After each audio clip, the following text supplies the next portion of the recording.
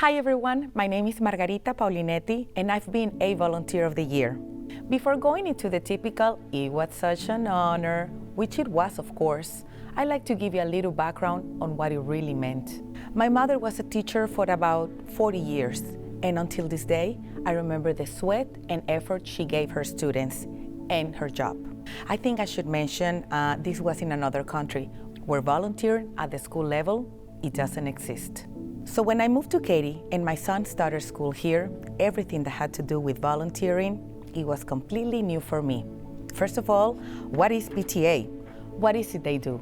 But as I began helping the school with small tasks, I ran into talented people who taught, inspired, nurtured, and encouraged me. Committed parents and staff members who set goals worth striving for and showed persistence when faced with challenges. I thought I could never be on par with these role models. They exhibited confidence and character and tirelessly gave their time, patience, skills to make our school a better place. Then, in 2017, Hurricane Harvey struck. Despite the devastating impact of this storm, I got to learn and experience firsthand how our community came together to save lives and make a difference. Neighbors helping neighbors, strangers helping strangers. And to my surprise, our PTA stepping up to help our community. This event completely changed me, and at that very moment is when I decided to really volunteer. Afterwards, I was invited to be part of our board, and little by little, a little became a lot, and I was able to achieve amazing things, especially with the help of an amazing team.